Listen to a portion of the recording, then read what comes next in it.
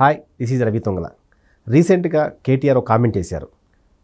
మొన్న జరిగిన ఎన్నికల్లో కాంగ్రెస్ పార్టీ రేవంత్ రెడ్డి తమ అభ్యర్థి అని ప్రకటిస్తే కనీసం ఆ పార్టీకి 30 సీట్లు కూడా వచ్చాయి కాదని అన్నారు. మరి నిజంగా అదే పరిస్థితుందా? ఒకవేళ కాంగ్రెస్ పార్టీ తమ అభ్యర్థిగా రేవంత్ రెడ్డిని ప్రకటిస్తే 30 సీట్లు కూడా వచ్చాయి కావా? మరి ఇదే అంశంపై మనతో మాట్లాడేందుకు మనతో ఉన్నారు కాంగ్రెస్ సీనియర్ నేత విజయ్ కుమార్ గారు. ఆయన అడిగి మరిన్ని వివరాలు తెలుసుకుందాం. సార్ నమస్కారం. సార్ కేటీఆర్ కామెంట్స్ మీరు రీసెంట్గా వినుంటారు. గత ఎన్నికల్లో కాంగ్రెస్ పార్టీ తమ సీఎం అభ్యర్థిగా రేవంత్ రెడ్డి పేరును కాకుండా వేరే వాళ్ళని ప్రకటించుంటే సీట్లు బాగా వచ్చాయి, రేవంత్ రెడ్డి ప్రకటిస్తే మాత్రం కనీసం 30 కూడా వచ్చాయి కాదు అన్నారు.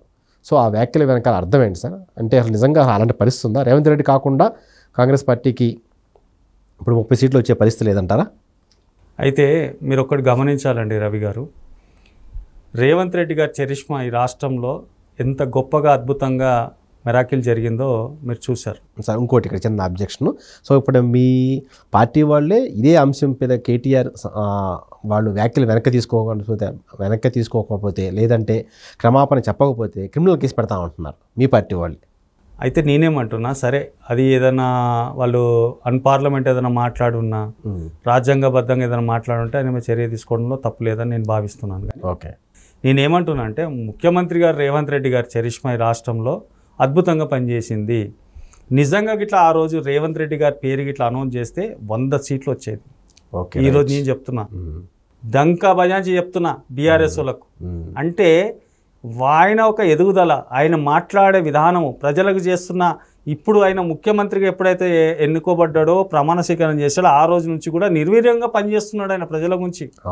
8 గంటలు కేవలం ఆయన ఒక రెస్ట్ తీసుకుంటున్నాడు. మిగతా అన్ని టైమ్స్ కూడా మొత్తం కూడా ప్రజలకే కేటాయిస్తున్నాడు. సెక్రటరియట్లో రివ్యూ జరగడం కానీ, పరిపాలన విధానం మీద కానీ, స్కీమ్స్ మీద కానీ, ఆర్థిక పరిస్థితిని కానీ, పెట్టుబడులు తీసుకురావడంలో కానీ ఇంత స్పీడ్గా పని జరుగుతుందో మీరు చూస్తున్నారు దగ్గరగా ఉండి. కాబట్టి ఆయన ఆ రోజు ఇట్లా పేరు గిట్లా ప్రకటిస్తే ఖచ్చితంగా చెప్తున్నా ఈరోజు మొత్తం బీఆర్ఎస్ ఖాళీ అయిపోయేది. కాబట్టి అది గమనిస్తలేడు. అది రివర్స్లో చెప్పాలని ఆయన ప్రయత్నం చేస్తుండే తప్ప అది మాకు ఎటువంటి ప్రభావం జరగదు, మా పార్టీలో కూడా చిచ్చు పెట్టాలని ఏదో ట్రై చేస్తూ ఉంటాడు. అప్పుడు ఎప్పుడు వాళ్ళ బావ బొమ్మర్దులు ప్లాన్లు అవే ఉంటాయి కదా, వాళ్ళిద్దరు స్కెచ్ చేసుకుంటారు, రాత్రి మాట్లాడతారు, అసెంబ్లీలో వచ్చి ఈ పార్టీలో ఎట్లా చిచ్చు పెట్టాలి, కాంగ్రెస్ పార్టీలో సీనియర్ల మధ్యలో జూనియర్ల మధ్యలో అని వాళ్ళు ఏదో ఒక స్కీమ్లు చేస్తూ ఉంటారు. కానీ అటువంటి ప్రభావాలకు, అటువంటి దానికి దానికి కూడా కాంగ్రెస్ పార్టీలో ఉన్న ఎమ్మెల్యేలు కానీ మంత్రులు కానీ అటువంటి అవకాశం ఏమి ఇవ్వరు. అటువంటి కళలు కూడా కనవద్దని కూడా నేను ఆశిస్తున్నా. కాబట్టి తక్షణమే వాళ్ళు బేషరతుగా అటువంటి పిచ్చి పిచ్చి మాటలు మాత్రం మాట్లాడొద్దు. ఎందుకంటే మీకు సమయం ఇచ్చింది ఎవరు? తెలంగాణ ప్రజలు, 4 కోట్ల మంది ప్రజలు. నీకు తెలంగాణ వాళ్ళకి నువ్వు క్షమాపణ చెప్పాలి. ఫస్ట్ నువ్వు చెప్పిన స్కీమ్స్ అని చేయలేదు, ప్రజలకు చేయాల్సిన హామీలన్నీ కూడా నెరవేర్చలేదు. కాబట్టి నువ్వు మొదటిగా మీ తండ్రి, కొడుకులు, కూతురు, మీ అందరు, మీ అల్లు, మీ బావగారు కలిసి క్షమాపణ చెప్పండి, ప్రజలకు క్షమాపణ చెప్పండి. చెప్పి ఈరోజు కాంగ్రెస్ పార్టీ చేస్తున్న దాని మంచి పనిని సమర్థించండి. ఏదైనా తప్పు జరిగితే విమర్శించండి. కానీ అంతేగాని మేము ఏదో మాట్లాడాలంటే మాట్లాడాలి, పార్లమెంట్ ఎన్నికల్లో 1, 2 సీటు గెలవాలని కూడా ట్రై చేస్తున్నారు. కానీ అది 1 సీటు కూడా రాదనేది నిదర్శనమే మా రేవంత్ రెడ్డి గారు చెప్పారు. సో ఇప్పుడైతే ఒకవేళ ఇప్పుడు మొన్న జరిగిన ఎన్నికల్లో రేవంత్ రెడ్డి పేరు చెప్పుంటే 30 కూడా రావన్నారు. ఒకవేళ రేవంత్ రెడ్డి చెప్పలేదు కానీ 60 సీట్లు పైగా వచ్చినాయి. సో ఇప్పుడు ఎందుకు వచ్చినాయి అంటారు? మీ కాంగ్రెస్ పార్టీ సంబంధించి ఎందుకు జనాలందరూ ప్రత్యక్షంగా ఓటు వేయగలిగారు? ప్రజలకు మేము చెప్పామండి, బీసీ, ఎస్సీ, ఎస్టీలకు ఎంత దుర్మార్గంగా ప్రవర్తించండి కేసీఆర్. ప్రగతి భవన్ దగ్గర గద్దర్ గారు వస్తే కూడా అపాయింట్మెంట్ ఇవ్వలేదండి ఆయనకు. ఒక ప్రజాగాయకుడు ప్రజలకైతే అసలు దగ్గరికే రానియలేదు, వాళ్ళ ఎమ్మెల్యేలను దగ్గర రానియలేదు. అటువంటి దుర్మార్గమైన రాజకీయ వ్యవస్థ నడిపించిన కేసీఆర్కు ఓట్లేస్తారా ప్రజలు? ఆయన అహంకారానికి నిదర్శనమే ఓటమి. అది అంగీకరించి ఫస్ట్ నువ్వు. కాబట్టి నీ కుటుంబం చేసిన దుర్మార్గమైన ఈ రాష్ట్రానికి చేసిన మోసము, దగ ఎప్పుడు కూడా క్షమించరానిది. కాబట్టి కాంగ్రెస్ పార్టీ లిబరల్గా ఉంటుంది, సమాజంలో అన్ని వర్గాలను తీసుకొని నడుస్తుంది, అన్ని మతాలను కూడా సమసుతంగా నడిపిస్తుంది. కాబట్టి అందరి కూడా ఎంప్లాయ్మెంట్, 2 లక్షల ఎంప్లాయ్మెంట్ అనేది కూడా దాదాపు ఇప్పటికే మీరు చేసిన పాపాలన్నీ కూడా కడుక్కోండి. ఫస్ట్ కాశీకి వెళ్తారా లేదా మూసీకి వెళ్తారా, వెళ్ళి కడుక్కోండి. కాబట్టి నేనేం చెప్తున్నానంటే ఇప్పుడు మేము ప్రభుత్వం అయితే 2 లక్షలు జాబ్ ఇస్తామనో సంవత్సరం లోపల ఖచ్చితంగా జాబ్ ఫిలప్ చేస్తూనే ఉన్నాము. జాబ్ మేళాలు చూస్తున్నారు మీరు. తర్వాత పెట్టుబడులు వస్తున్నాయి, రాష్ట్రంలో మరి నీకు సంక్షేమ పథకాలు అమలు చేస్తున్నాం, ఎస్సీ ఎస్టీ సప్లాన్ నిధులను అమలు చేస్తున్నాం, అదేవిధంగా విదేశాలకు 20 లక్షలు ఇవ్వడానికి పిల్లలకు డబ్బులు ఇస్తూ ఉన్నారు. ఖజానా ఎంత ఖాళీ ఉన్నప్పటికీ కూడా ఇంకా అదనంగా ఎక్కడి నుంచో సర్దుబాటు చేసి ఇప్పుడు ఇంకేవైతే హామీలు ఇచ్చామో అన్నీ నెరవేరుస్తూ ఉన్నాం.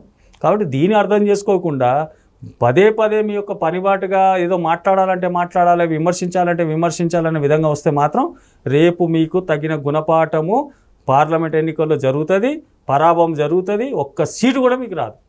సో ఇప్పుడు మేడిగడ్డ వ్యవహారం రెండు పార్టీల మధ్య చాలా హాట్ టాపిక్గా మారింది. సో ఈ మేడిగడ్డ వ్యవహారంలో అసెంబ్లీలో కాంగ్రెస్ ప్రభుత్వం శ్వేతపత్రం రిలీజ్ చేసింది. అయితే మేడిగడ్డలో ఏం జరగలేదు, 2 పిల్లలు కుంగిపోయినంత మాత్రాన్ని ఇంత రాద్ధాంతం చేస్తారా అని చెప్పి బీఆర్ఎస్ పార్టీ రేపు 1 తారీఖు నుంచి చలో మేడిగడ్డ ప్రోగ్రాం మొదలుపెట్టింది. అంటే ఇలా చేసిన తప్పుని ఎంతవరకు కవర్ చేసుకుందాం అని ప్రయత్నిస్తున్నారు వాళ్ళు. ఎందుకు అంటే ఈ అంటే ఇప్పుడు కుంగిన మాట వాస్తవం, మన కాంగ్రెస్ పార్టీ చూపించింది. అలాగే మొత్తం 2 పగుళ్ళు వచ్చిన మాట వాస్తవం, అది కూడా చూపించింది. అయినా మళ్ళీ వీళ్ళు అక్కడికి వెళ్ళి ఏం చేద్దాం అనుకుంటున్నారు? సిగ్గుండాలే వీళ్ళకు. మీ మీడియా సమక్షంలో చెప్తున్నాను, కనీసం సిగ్గుపడాలా. అది ఇంత దుర్మార్గము. ఇసుక మీద నీవు ప్రాజెక్ట్ కట్టించిండు కేసీఆర్, పెద్ద ఇంజనీర్ అని చెప్పుకున్న కేసీఆర్ ఆనాడు పక్కనున్న ముఖ్యమంత్రులంతా పిలిచి నేను అద్భుతంగా కట్టినా, బ్రహ్మాండంగా కట్టినా అని చెప్పుకున్న ఈ కేసీఆర్ ఆ రోజు ఎల్ఎన్టీ వాళ్ళు కానీ, ఇంజనీర్లు కానీ, చీఫ్ ఇంజనీర్స్ కానీ చెప్పిన సలహాలు కూడా వినకుండా అక్కడ మొండిగా ఆ ఉసుక గడ్డలో అక్కడ బొగ్గు గనులు ఉన్నాయి కింద, దాని మీద బ్రిడ్జ్ కట్టాడు, డ్యామ్ కట్టాడు. ఎంత సిగ్గుపడాలి. ఇంకా ఏమేమి ముఖం పెట్టుకొని మేడిగడ్డకి వెళ్తాడు ఈయన? చెప్పులతో కొడతారు ప్రజలు అక్కడ. బీఆర్ఎస్ ఒక పార్టీని చెప్పులతో కొట్టే రోజు దగ్గర పడ్డది. మీ మాజీ ఎమ్మెల్యేలతో చెప్పులు చూపెట్టడం కాదు, నిజంగా చెప్పులతోనే కొడతారు జనం. కాబట్టి ఇకనైనా మీరు ఖబర్దార్. మీరు ఇంకా తమాషాలు చేస్తే మాత్రం ఊరుకునేది లేదు. ముఖ్యమంత్రి గారి మీద ఏకవచనంతో మాట్లాడతారా మీరు? ఒక రాజ్యాంగబద్ధంగా ఎన్నుకోబడ్డ ఆ సీటుకు గౌరవించరు మీరు? మేమేనాడైనా కేసీఆర్ను ఆ సీటును అగౌరవపరిచే విధంగా మాట్లాడినామా? కాబట్టి మీరు ఇట్లాంటి దుర్మార్గమైన మాటలు మాట్లాడితే మాత్రం ప్రజలు చెప్పుతోనే కొడతారని మరీ చెప్తున్నాను నేను. Okay sir, thank you sir.